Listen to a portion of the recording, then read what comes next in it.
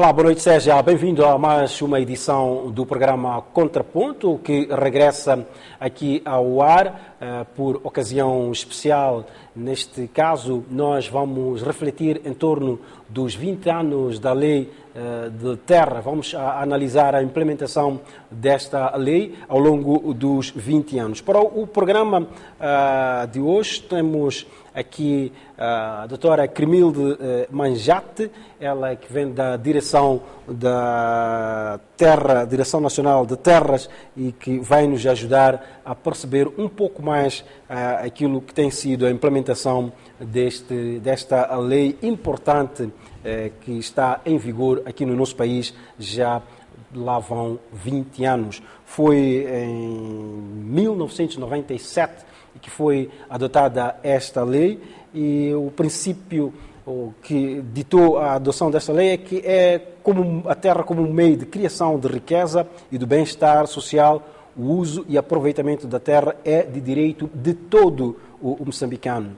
Na altura, dizia-se que o desafio que o país enfrenta para o desenvolvimento, bem como a experiência na aplicação da Lei 6/79, de 3 de julho, Lei de Terras, mostravam a necessidade da sua revisão de forma a adequá-la à nova conjuntura política, econômica e social e garantir o acesso e a segurança da posse de terra tanto dos camponeses moçambicanos como dos investidores nacionais e estrangeiros.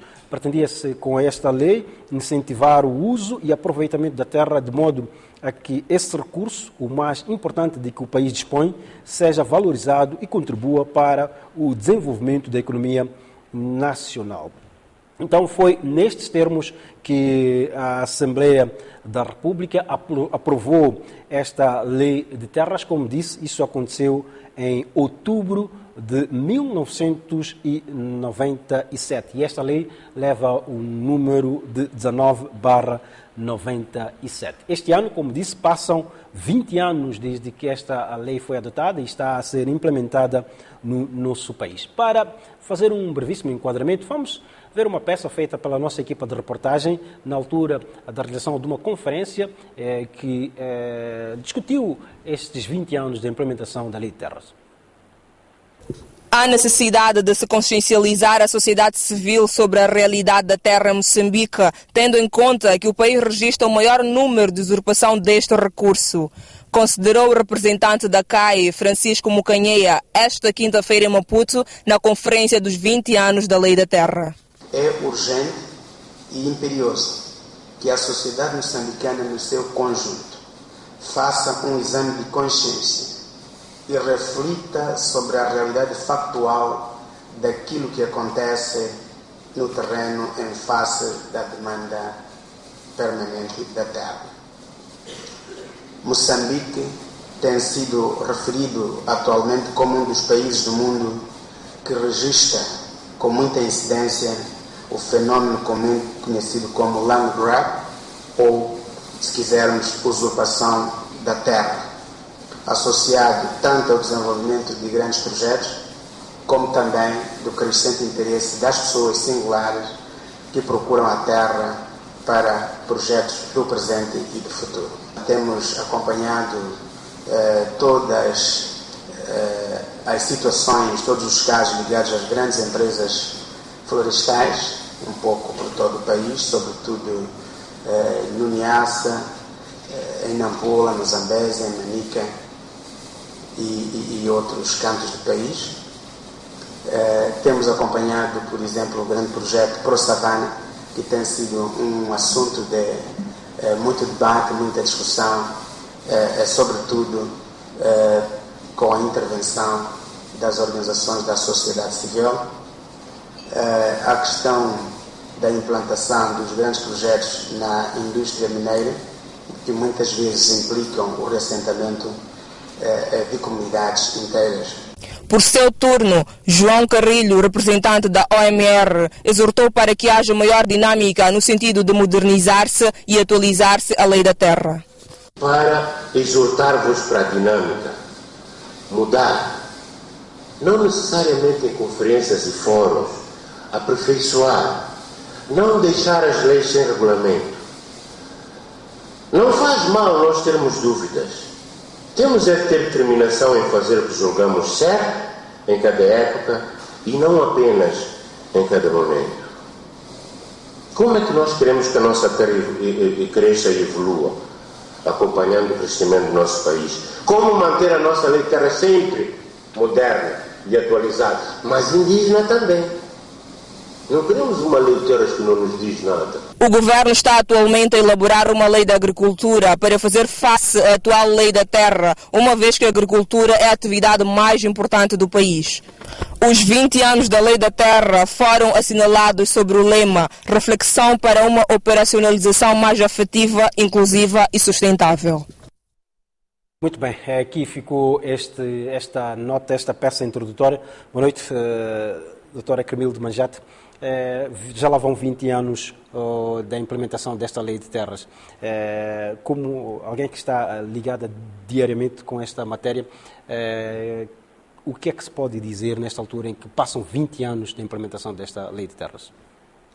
Boa noite a todos os telespectadores que neste momento estão a assistir ao programa e agradecer o espaço que é nos concedido pela TIM para refletir em volta dos 20 anos da Lei de Terras. Primeiro dizer que a Lei de Terras é a lei que regula o direito do aproveitamento da terra no nosso país. É uma lei que já vem sendo implementada há sensivelmente 20 anos. Durante esta implementação, podemos constatar que houveram avanços e também foram constatados alguns desafios. É a lei que estabelece as formas de ocupação, as formas de aquisição do direito do aproveitamento da terra em 3 formas, que é através da ocupação por via de práticas costumeiras, através da ocupação por boa-fé, que é conferida aos ocupantes que ocupam a terra há mais de 10 anos, e também através da apresentação de pedido de uso e aproveitamento da terra. Então, envolvidos 20 anos, tivemos alguns avanços no que concerne à adequação desta lei naquilo que é o contexto ou a dinâmica atual. Foram levados a cabo alguns trabalhos que visam adequar a legislação no contexto. Posso destacar aqui o momento da revisão das taxas de DUAT, que teve lugar ainda neste período dos 20 anos.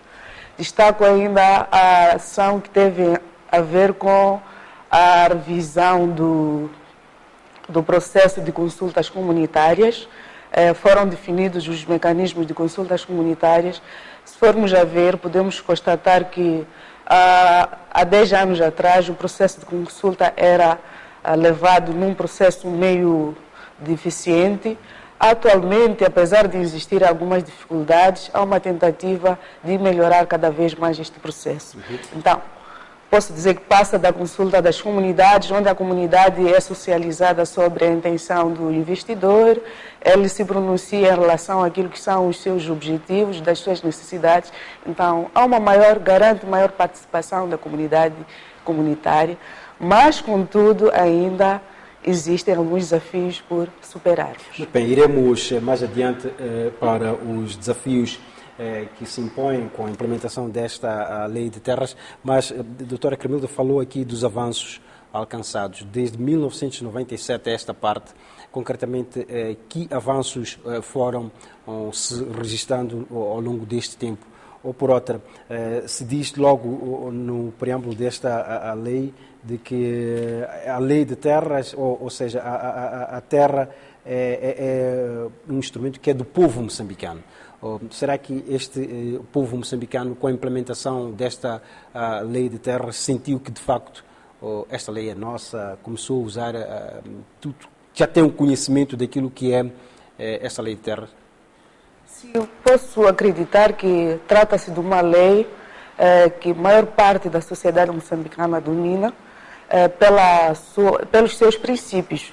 É a lei fundamental, é a lei base para o desenvolvimento socioeconômico.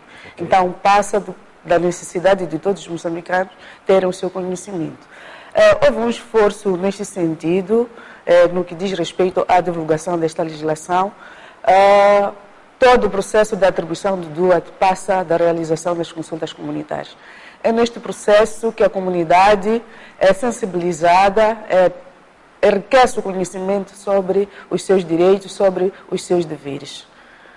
Muito bem. Esta lei sofreu ao longo dos tempos alguma atualização, como bem disse há pouco, neste capítulo que tem a ver com o direito ao uso do aproveitamento da terra, que é os doates. Para além desta atualização, que outras atualizações foram feitas de 1997 a esta parte? Tivemos a simplificação dos procedimentos de tramitação processual. Foi definido um período de 90 dias que compreende a tramitação desses pedidos.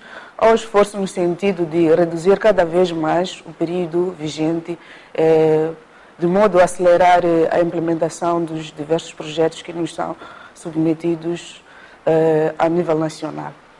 Muito bem. Vamos, talvez, para enriquecer um pouco mais aqui esta nossa análise, este nosso olhar sobre estes 20 anos da Lei de Terra, ouvir aquilo que é a opinião de alguém que, ao longo deste tempo, foi lidando quase que diariamente com a Lei de Terra. Eu refiro-me ao Sr. João Carrilho, ele que é economista e que é da OMR, Observatório do Meio Rural, que ao longo da conferência que ocorreu há dias aqui em Maputo, deixou ficar algumas notas sobre esta lei de terra, os avanços, os desafios que existem para a implementação desta lei. Vamos ouvir a opinião de João Carrilho em torno da lei de terras.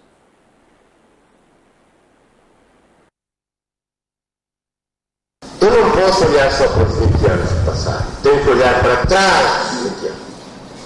E então, recordar-me de algumas lições. Uma delas, do Presidente Samora, que hoje faz 31 anos que nos deixou, que me dizia, por exemplo, esse prêmio, o teu país não é provisório.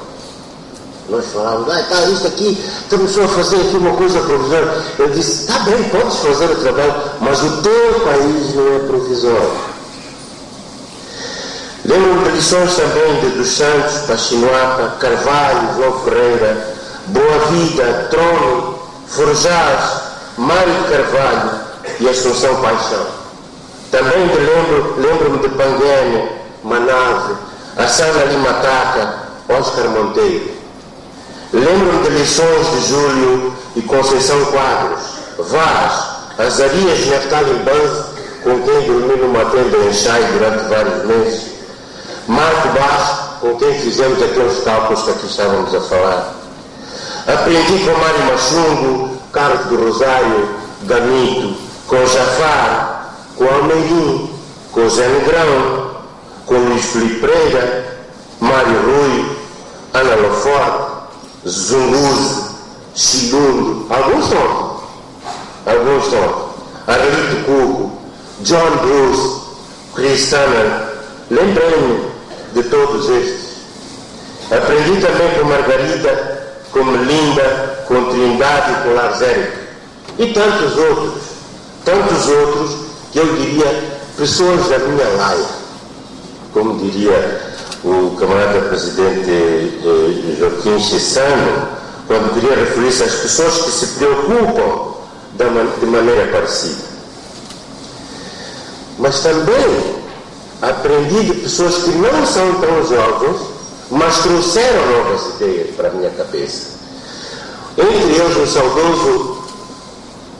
saudoso Oquetobono, Samboio, e também Zucula, com Covani, Tomás Bernardino, com Canheia, com Alda Salomão, com Emílio Oliveira, com José Monteiro, com Kemal, com os dois Brunos, com Ian Rose, com Chile, com a Célia Jordão e Menezes, com a Annelise Zumers, com o Lucas Xavier, com o Tancar, com a Marisa Magurumbano, Matavela, Simon, Leman, Soto, Chidioma Samba e os mais novos, Amanda Mune e muitos outros, que é difícil listar sem o risco de falhar. Mas é preferível tentar. Não é? Porque senão sempre a gente diz assim, é muito, e nunca falamos destas pessoas que tiveram um papel central na nossa lei. E eu agora, que quero ser da laia deles, porque são jovens, têm novas ideias. A lei de terras talvez não seja o problema principal do nosso país. Com efeito, se não houvesse lei de terras, havíamos deixado de produzir? Não havíamos deixado de produzir. Mas a lei é boa, porque nos ajuda a organizar o nosso futuro. Eu espero, acho que é a última vez que estou a celebrar um aniversário redondo. Quando celebrarmos o 30º aniversário, nem chego aqui. Nem com bengala não vou chegar. Na questão de terras, pode haver leis, mas não há verdades rigorosas. E eu queria lembrar uma coisa que aconteceu na terceira conferência da Lei Nacional de Terras, que decorreu aqui em Maputo em 6 e 7 de junho de 1996. Estava-se a discutir o projeto, o anteprojeto da Lei de Terras. Não sei se quem é que esteve nessa altura, nessa reunião. Temos que publicar, temos essas memórias, temos que publicar. E vou referir um pequeno aspecto que lá se discutiu, mas discutia-se, sabe discutir? Aqui tinha artigo tal, alternativa A, alternativa B. Acho que essa prática continua também hoje, não é? Os senhores deputados que aqui estão presentes sabem muito bem disso. Então eu vou dizer o que é que se falava sobre o artigo 24, que era sobre a transmissão da concessão. Dizia-se assim: as concessões, número 1, as concessões podem ser transmitidas a terceiros, desde que nacionais, por ato entre vivos, juntamente com as infraestruturas, concessões e benfeitorias existentes no terreno. 2. A concessão de terrenos urbanos em que não tenham sido erguidas construções ou infraestruturas nem realizadas benfeitorias não pode ser transmitida. 3. Promove o titular assim e depois dizia assim: a transmissão deve ser comunicada ao cadastro para o controle das transferências. Bom, isso era o que estávamos a discutir lá na reunião. Não é verdade? Mas passou o tempo, hoje poderão consultar o artigo 16, portanto eu estou a falar do artigo 24, e vão ver que entre a conferência e a assembleia houve muitas coisas que aconteceram. Ajustamentos, uns foram para cima, outros nem tanto. Como se vê, havia uma inclinação maior para facilitar a transferência entre vivos nas zonas rurais do que nas zonas urbanas. Mas a prática hoje é que é mais fácil transferir nas zonas urbanas do que nas zonas rurais. Eu conto estes detalhes para nós vermos a dinâmica das coisas e para exortar-vos para a dinâmica. Mudar. Não necessariamente em conferências e fóruns. Aperfeiçoar. Não deixar as leis sem regulamento. Não faz mal nós termos dúvidas. Temos é que ter determinação em fazer o que julgamos certo em cada época e não apenas em cada momento. Como é que nós queremos que a nossa terra cresça e evolua, acompanhando o crescimento do nosso país? Como manter a nossa lei de terra sempre moderna e atualizada, mas indígena também? Não queremos uma lei de terras que não nos diz nada. Tem que ser indígena também. Temos que fazer a modernização indígena. Finalmente, é importante situar a nossa investigação no contexto. A questão de terras relaciona as pessoas com a terra. Não é uma questão só técnica. Embora seja indispensável estudar as experiências de todo o mundo, temos que estudar as experiências do nosso país. Não só para criticar e para reclamar, mas também para agir e corrigir. Muito bem, ouvimos aqui uma breve reflexão feita por João Carrilho, ele que durante muitos anos trabalhou nesta questão da terra, que se não estiver foi ministro da Agricultura e agora está no Observatório do Meio Rural, fez aqui uma percepção assim muito ampla sobre esta lei de terras. Dentre algumas coisas, ele foi falando da questão do regulamento da terra. Este regulamento já existe, já foi adotado logo após a aprovação desta lei de terras. Sim, logo de seguida, o ano seguinte, aprovou-se o regulamento da lei de terras, que é um instrumento que facilita a interpretação daquilo que está preconizado na lei de terras, apesar de apresentar alguns aspectos que neste momento carecem de uma adequação à realidade, é um instrumento que está em vigência. Isto também foi focado aqui pelo João Carrilho, essa questão da modernização da lei da terra é algo que está sempre presente. O governo, através da Direção Nacional de Terras, tem procurado formas de atualizar esta lei de terra, atendendo aquilo que são as atuais dinâmicas sociais e económicas do país. Como é que funciona este fato?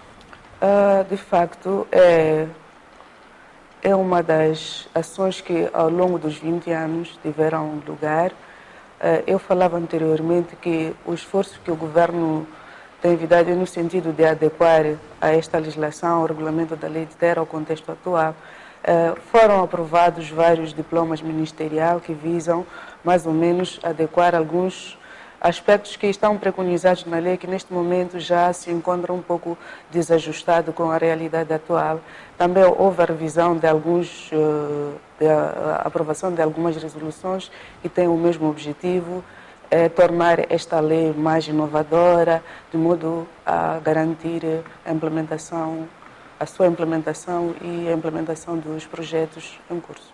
Muito bem, doutora, como fomos anunciando neste programa, também prevemos a interação com os nossos telespectadores que estão em casa. Dentro de instantes vamos abrir as nossas linhas telefónicas para os nossos telespectadores ligarem e participarem, para deixarem ficar aqui algumas dúvidas que possam existir em torno da implementação desta lei de terras. Também, através da nossa página no Facebook, podem deixar ficar alguns comentários, algumas dúvidas que, se pudermos, vamos esclarecer neste programa. Se não o fizermos neste programa que está a ser levado para si em direto, ou se não esclarecermos neste programa, vamos anotar a sua questão e nos próximos programas que teremos pela frente, vamos fazer questão de esclarecer esta situação. Dizia eu que através do nosso Facebook o telespectador também pode interagir. Tivemos já aqui a participação do primeiro telespectador, o Edson Anselmo, coloca aqui uma questão muito simples. Diz: o que é necessário para obter espaço? Creio que ele quer saber o que é necessário para obter o título de direito de uso e aproveitamento de terra. À luz daquilo que está plasmado nesta lei, quais são os passos que devem ser seguidos pelo cidadão para ter o direito do uso e aproveitamento da terra? De facto, ele queria dizer aqui qual é o procedimento para apresentar o pedido de uso e aproveitamento da terra. Os procedimentos emanados para este efeito passam principalmente da identificação da área prevista para a atribuição do DUAT. É feita a identificação da área em coordenação com as estruturas administrativas locais e as comunidades locais. Feita esta identificação, procede-se com um processo que chamamos o reconhecimento. O reconhecimento visa essencialmente apurar o apuramento da área, não um apuramento efetivo, mas um apuramento sumário da área objeto deste pedido.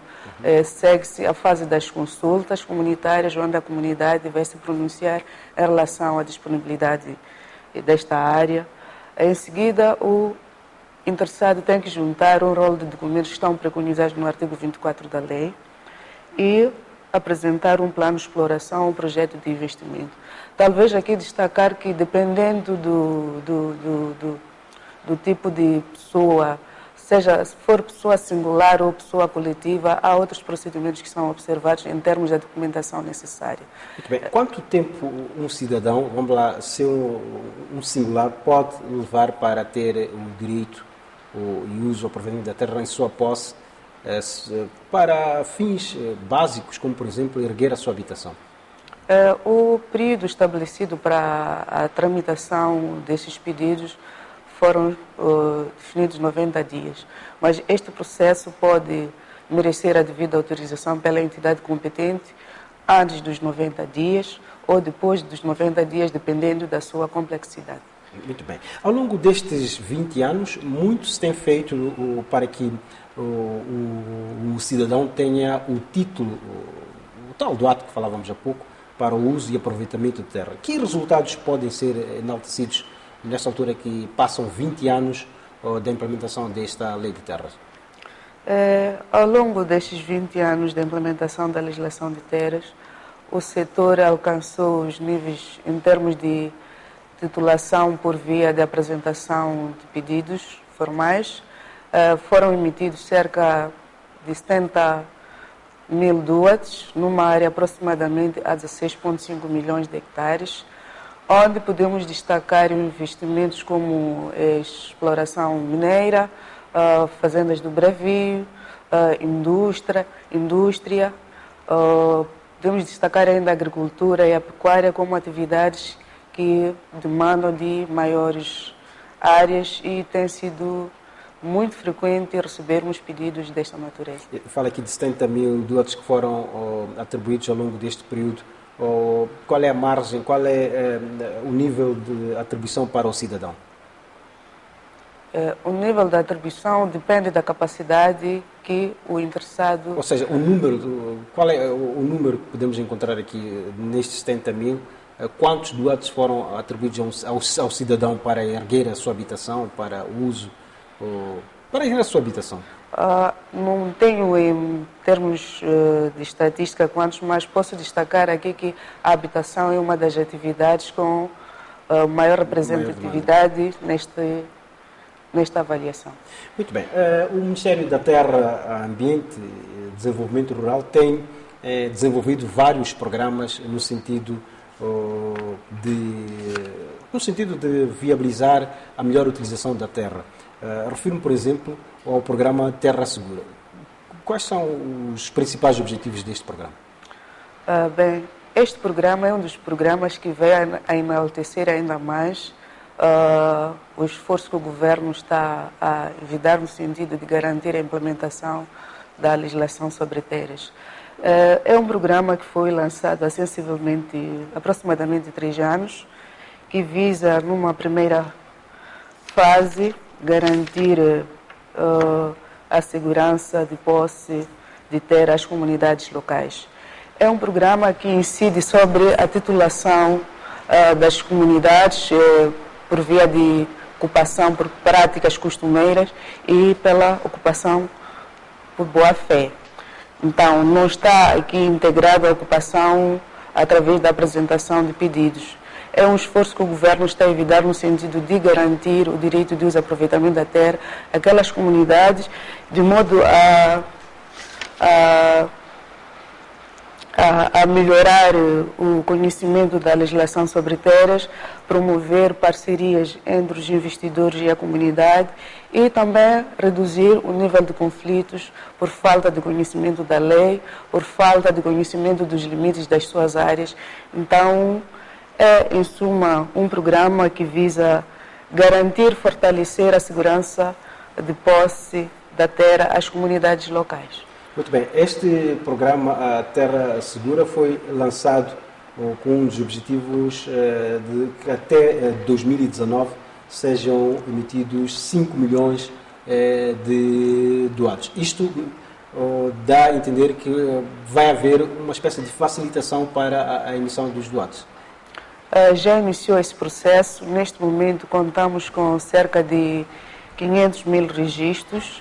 Ao nível das províncias já onde está a decorrer o programa Terra Segura. Desses 500 mil, temos cerca de 300 mil títulos já entregues às comunidades locais e o setor está a evitar esforço no sentido de buscar parcerias de modo a massificar este trabalho de regularização com vista ao alcance dos resultados pretendidos. Muito bem, vamos nesta altura atender o primeiro telespectador que quer interagir conosco neste programa.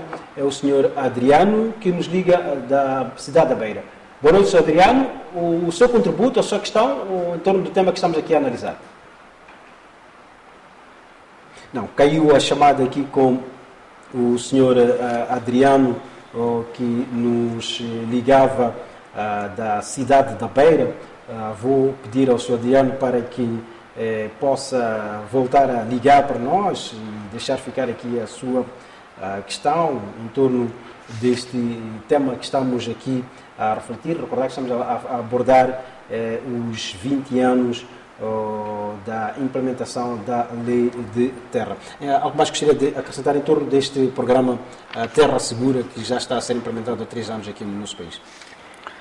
Bem, eu já me referi àquilo que são as mais-valias deste projeto. É um projeto que visa essencialmente beneficiar aquele que não tem condições para regularizar a sua parcela, o seu direito.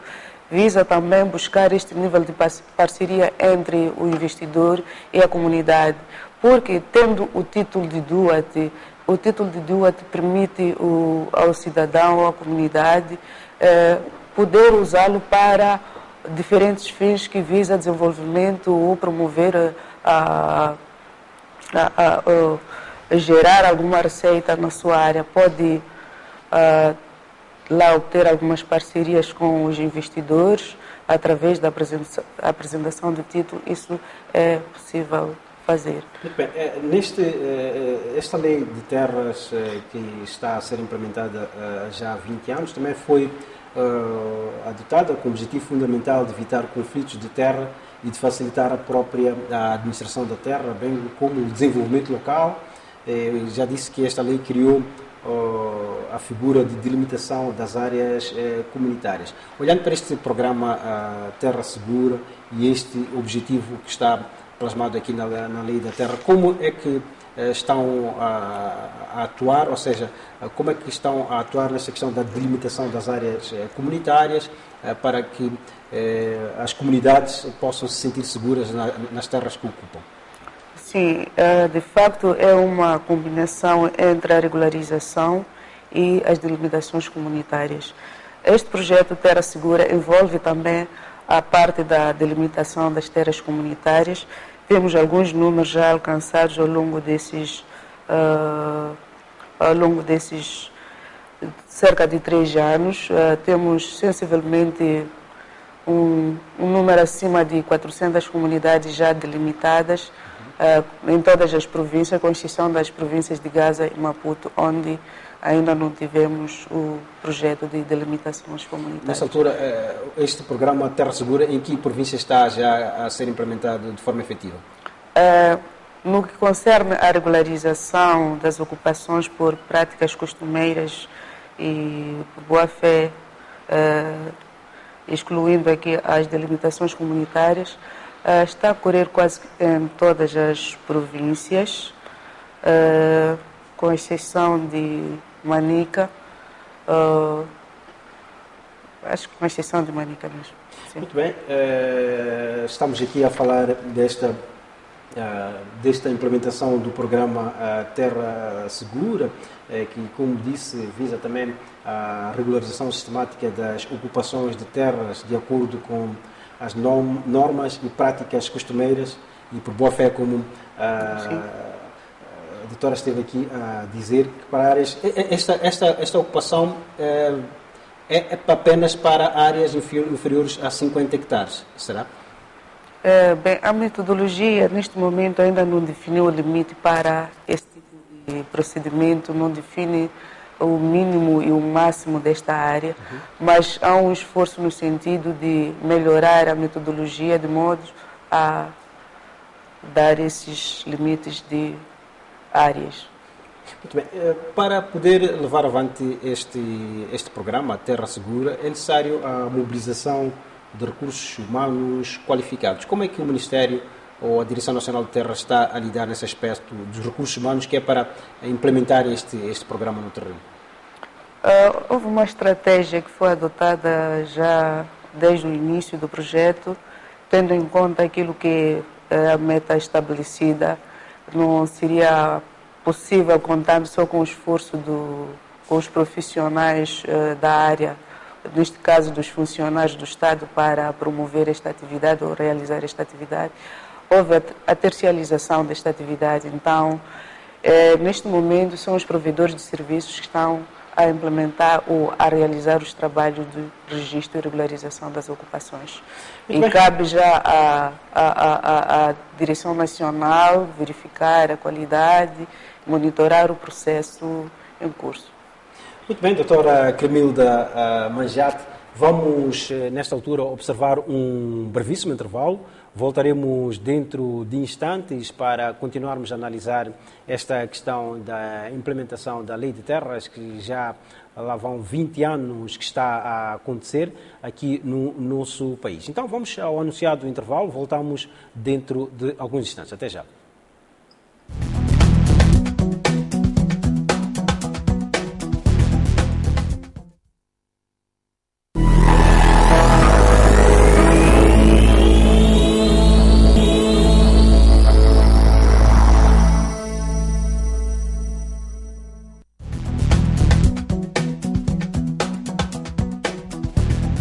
Estamos de volta aqui ao programa Contraponto. Continuamos a fazer este programa que tem como tema principal os 20 anos da implementação da Lei de Terras em Moçambique. Estamos a olhar para os avanços que foram registrados com a implementação desta lei. Nesta segunda parte, vamos olhar um pouco mais para os desafios que temos pela frente para a implementação desta Lei de Terras. Mas antes vamos ouvir o deputado da Assembleia da República, Francisco Mucanhé, que deixou ficar aquilo que é a visão parlamentar desta implementação da Lei de Terras ao longo destes 20 anos. A Assembleia da República acompanha e reconhece o trabalho de todas as organizações aqui representadas, visando assegurar uma correta aplicação da Lei de Terra em benefício das comunidades e do desenvolvimento do país. A luta pela independência nacional foi travada sob o estandarte de libertar a terra e o homem, dada a grande importância que a terra tem enquanto principal recurso para a vida e a afirmação digna de qualquer povo, e neste caso dos moçambicanos. A aprovação há 20 anos da Lei nº 19/97, de 1 de outubro, Lei de Terras, foi, de certeza, um marco importante na concretização desse ideal de colocar a terra ao serviço do homem moçambicano e do desenvolvimento nacional. Na verdade, a Lei de Terras veio reafirmar o princípio constitucional de que a terra é propriedade do Estado, que não pode nem deve ser vendida ou, por qualquer forma, ser alienada, hipotecada ou penhorada. Decorridos que foram os 20 anos da sua implementação, é urgente e imperioso que a sociedade moçambicana, no seu conjunto, faça um exame de consciência e reflita sobre a realidade factual daquilo que acontece no terreno em face da demanda permanente da terra. Moçambique tem sido referido atualmente como um dos países do mundo que registra com muita incidência o fenómeno comumente conhecido como land grab, ou, se quisermos, usurpação da terra, associado tanto ao desenvolvimento de grandes projetos, como também do crescente interesse das pessoas singulares que procuram a terra para projetos do presente e do futuro. Nós, os deputados da Assembleia da República, de um modo geral, e os da Comissão da Agricultura, Economia e Ambiente, de uma forma especial, temos vindo a acompanhar os diversos casos, alguns deles até de conflitos de terra, fazendo a intervenção necessária nos termos da Constituição e da lei. Portanto, temos acompanhado todas as situações, todos os casos ligados às grandes empresas florestais, um pouco por todo o país, sobretudo no Niassa, em Nampula, no Zambésia, em Manica e outros cantos do país. Temos acompanhado, por exemplo, o grande projeto Pro Savana, que tem sido um assunto de muito debate, muita discussão, sobretudo com a intervenção das organizações da sociedade civil. A questão da implantação dos grandes projetos na indústria mineira, que muitas vezes implicam o reassentamento de comunidades inteiras. Talvez abrir um parêntese aqui, porque a nossa comissão também é a comissão responsável pela indústria extrativa no geral, incluindo a área mineira. Quando nós recebemos a proposta do governo para a revisão da Lei de Minas, havia lá uma proposta, um artigo que dizia que a atividade mineira sobrepunha-se a todas as outras atividades desenvolvidas num determinado espaço, incluindo a atividade agrícola. Bom, nós, como deputados, como comissão, interpretando aquilo que está estatuído na Constituição, consideramos que esse articulado, essa proposição, ia inclusivamente contrário à Constituição da República, além de não salvaguardar os direitos das nossas comunidades. Ou seja, a proposta ia no sentido de que se em algum espaço fosse descoberto um recurso mineral, significaria que a atividade mineira era mais importante do que a agricultura, do que as comunidades, e nós dissemos que não. Porque, na verdade, a própria Constituição diz que a agricultura é a atividade mais importante do país. E também queríamos salvaguardar os direitos pré-existentes das comunidades e prevaleceu a nossa posição de que não é verdade que a atividade mineira é a mais importante que as outras atividades. Portanto, para mostrar que nós estamos, como deputados, às vezes não se percebe, mas estamos atentos para salvaguardar todos os interesses das comunidades. Queremos reconhecer o esforço das organizações da sociedade civil nesta luta conjunta. Aqui, esta conferência, queria mencionar a própria organização ou o Observatório do Meio Rural, a ITC, acho que é a Iniciativa de Terras Comunitárias, o Centro Terra Viva, o NAC, o SED, o Fórum Mulher, a ORAN, Mulher, Gênero e Desenvolvimento, o Centro de Formação Jurídico e Judiciário e outros que aqui estão representados pelas reflexões regulares que promovem, e tantos outros aqui representados ou não representados, dizia, pelas reflexões que têm vindo a desenvolver e outras ações que têm vindo a desenvolver, e nós acompanhamos na implantação dos grandes projetos em Palma. Vimos a grande intervenção, por exemplo, do Centro Terra Viva e de outras organizações. Portanto, nós, como deputados, vemos estas intervenções como sendo positivas, como tendo por objetivo salvaguardar o interesse geral dos moçambicanos à luz da Constituição e da Lei de Terras e de outras leis. Portanto, esta é uma luta nobre para garantir que nenhum moçambicano, nenhuma comunidade esteja privada do acesso à terra, que é o principal meio de sustento da maioria das famílias moçambicanas. Temos a certeza de que os temas agendados para esta conferência foram concebidos tendo em conta a nossa experiência em relação aos aspectos críticos envolvidos na questão do uso e aproveitamento de terra em Moçambique.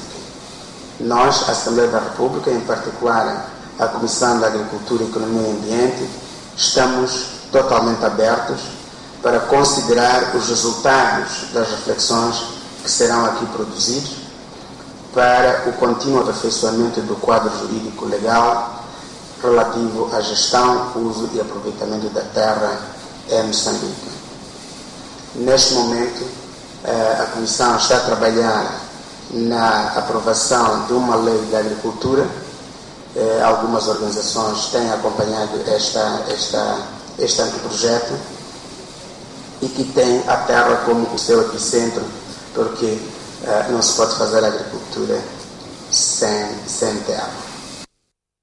Bem, aqui ficou esta intervenção do deputado da Assembleia da República, Francisco Mukanhé, que abordou um pouco esta questão da implementação da lei de terra e falou de algumas questões, alguns desafios que se têm pela frente de respeito à implementação desta lei. Só breves comentários em torno daquilo que foi aqui desta intervenção, doutora Kribilde.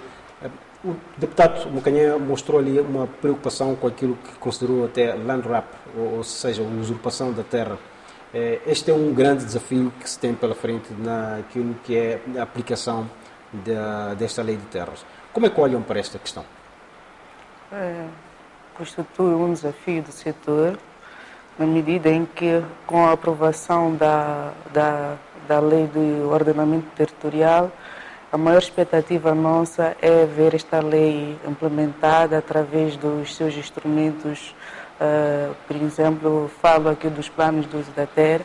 Com a implementação efetiva dos planos de uso da terra, vamos superar estes conflitos que neste momento são colocados ao nosso país para os investidores como para a comunidade, porque esses instrumentos bem implementados vão acautelar pela situação de definir os usos dessas áreas de acordo com as suas potencialidades e vão resolver o problema que neste momento estamos a enfrentar. E outra preocupação também que foi abordada aqui pelo deputado é esta questão de que cada vez mais em Moçambique estão a aparecer grandes projetos florestais que ocupam grandes extensões de terra. Como é que esta lei de terra olha para esta questão, tendo em conta que a terra também é um bem econômico?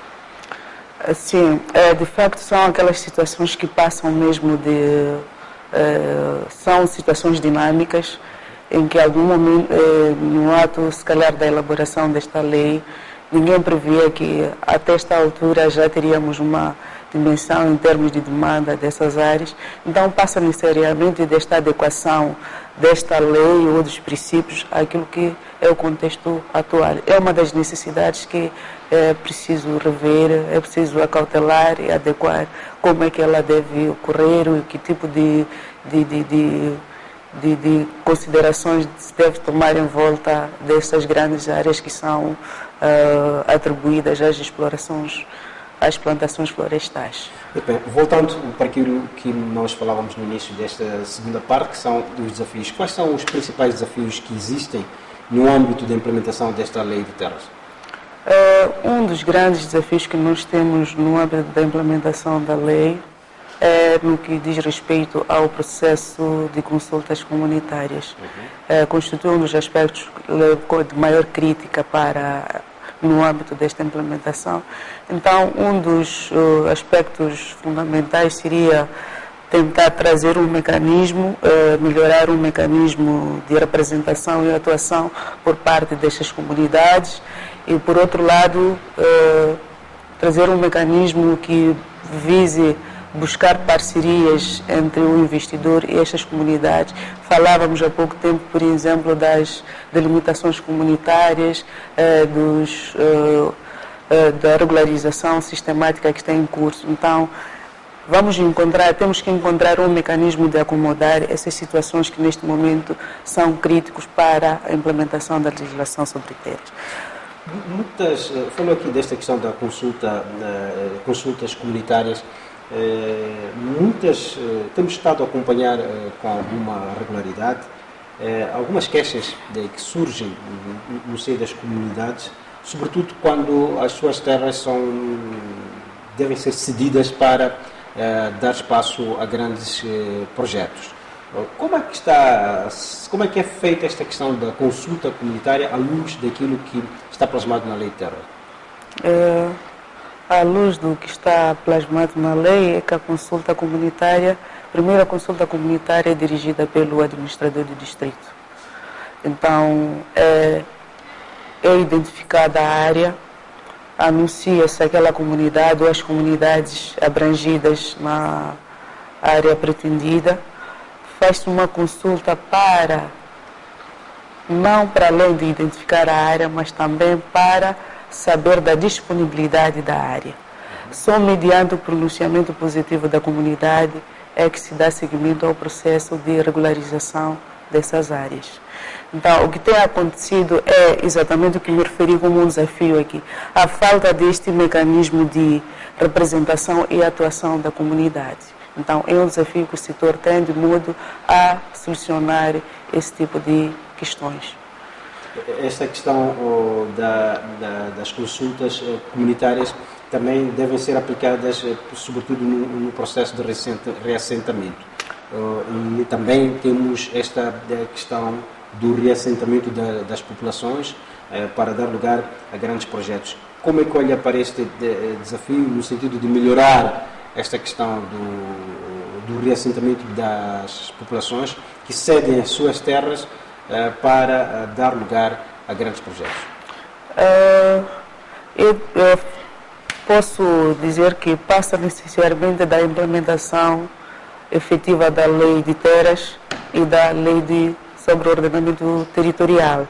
Com uma implementação efetiva dessas duas leis, os problemas que estamos a verificar neste momento poderão ser superados à medida em que esses projetos serão direcionados para aquelas áreas que representam uma certa potencialidade em termos daquilo que são as necessidades do projeto, sem, no entanto, haver esse grande deslocamento das comunidades locais. Muito bem, vamos novamente ouvir mais opiniões em torno desta implementação da Lei de Terras. Nossa equipa de reportagem ouviu algumas pessoas que nos foram dando a sua opinião em torno daquilo que é a implementação desta Lei de Terras em Moçambique, que já leva 20 anos.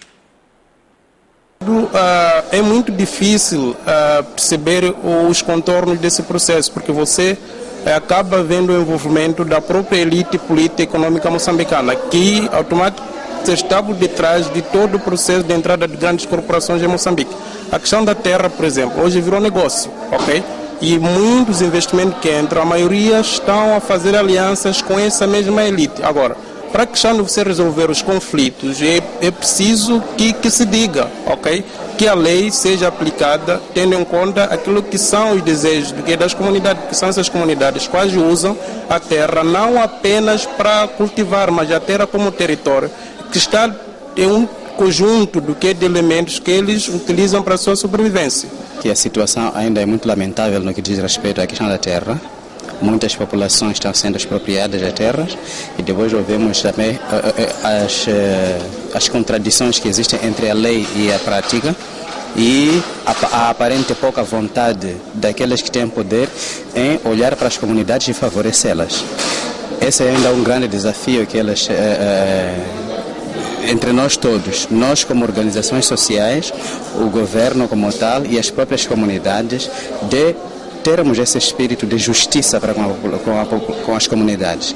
Conforme estamos a ver aqui, estamos diante de uma quebra em relação aos direitos fundamentais daquelas comunidades que não têm voz.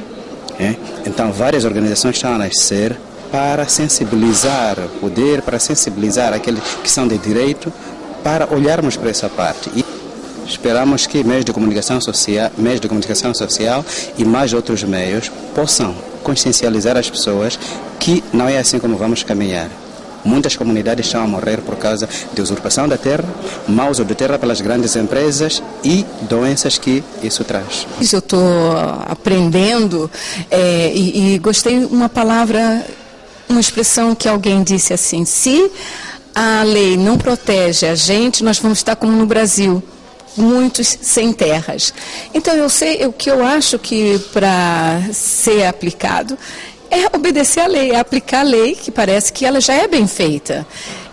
O que eu entendi é que a população quer que a lei seja aplicada como está escrito. Então, acho que não tem que inventar de novo a roda, né? A base está no papel.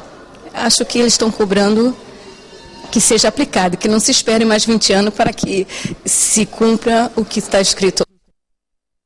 Foram aqui as opiniões de várias pessoas, 3 entrevistados, que nós ouvimos a propósito da implementação da lei da terra, e eles foram dizendo ao longo dessas entrevistas que aqui denotam uma questão que é a questão daquilo que está plasmado na lei e da aplicação prática da própria lei. Como é que olha para este desafio, ou seja, para o desafio da aplicação prática daquilo que está plasmado na lei de terras? Do ponto de vista institucional, o quadro político-legal é adequado para o contexto socioeconômico do país. O maior constrangimento neste processo depende-se na sua implementação.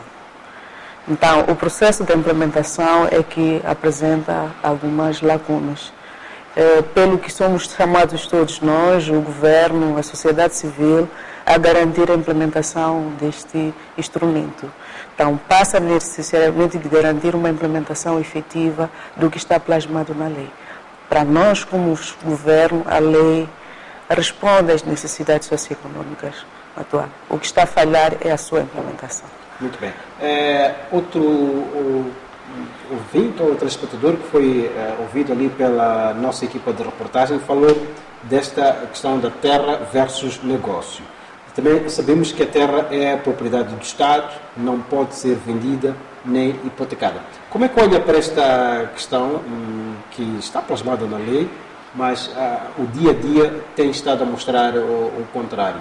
Temos até inclusive visto anúncios a dar conta de que a terra vende-se. Como é que a Direção Nacional de Terras olha para esta questão?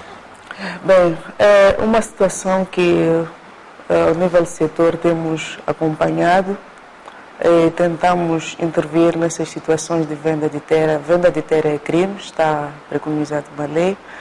Compete às instituições que intervêm neste processo dirimir esse tipo de situações. O que o setor tem feito é verificar se de facto esses anúncios correspondem à realidade através de indicação de algumas equipes para apurarem a veracidade dos fatos, e constatado isso, submetemos os casos à entidade competente. Estamos a caminhar a passos largos para o fim deste nosso programa, doutora Camilo. Há algum desafio que não tenhamos abordado aqui sobre a implementação desta terra que é visto pela Direção Nacional de Terras? Sim. Um dos maiores desafios do setor de terras é garantir ou assegurar a implementação do sistema de gestão de informação sobre terras. Este sistema está sendo implementado ao nível nacional, nas 10 províncias. Há uma intenção de expandir este sistema para o nível distrital. Visa, em parte, garantir a interoperabilidade do cadastro nacional, que é o cruzamento do cadastro de terra, cadastros setoriais, estou a falar aqui das florestas, das águas, mineira e outros. Então, com uma implementação ou operacionalização desse sistema, teremos muitos constrangimentos que neste momento estamos a detectar em termos daquilo que é a gestão da informação sobre terras. Esse sistema de gestão de terras, a sua correta implementação vai evitar que possa existir duplicação na atribuição de doados? Sim.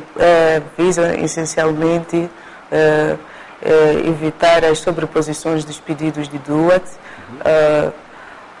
visa também garantir um processo eficiente no na tramitação dos pedidos. Então, a tramitação neste momento é feita de forma analógica, com uma tramitação informatizada. Teremos o maior cumprimento dos prazos, menos de 90 dias. Vamos conseguir dar maior vazão aos pedidos que são submetidos a nível nacional. E, como última questão, em termos de desafios, como é que olha para este desafio do setor de terras, numa altura em que existe cada vez mais interesse da exploração de recursos naturais e minerais no nosso país? É tentar garantir ou melhorar o nível de coordenação entre as instituições que intervêm neste processo de gestão e administração de terras. Acho que com uma melhor articulação, coordenação, vamos acautelar muitos aspectos que neste momento constituem um entrave para a implementação desses projetos. Muito bem, muito obrigado, doutora Cremilde Mangiate, por ter acedido ao convite de vir aqui a este programa Contraponto.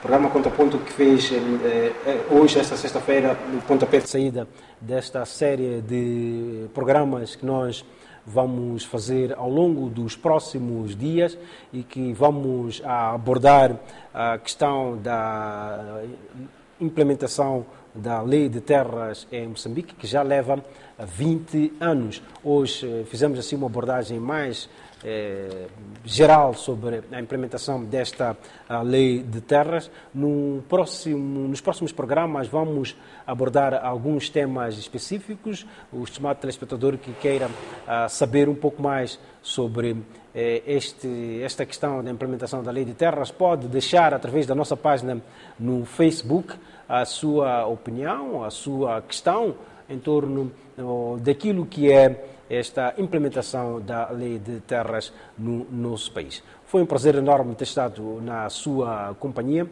Voltaremos a estar consigo na próxima segunda-feira, pontualmente às 18 horas, para levarmos a análise, a debate, mais um tema sobre os 20 anos da implementação da Lei de Terras no nosso país. Boa noite e até a próxima.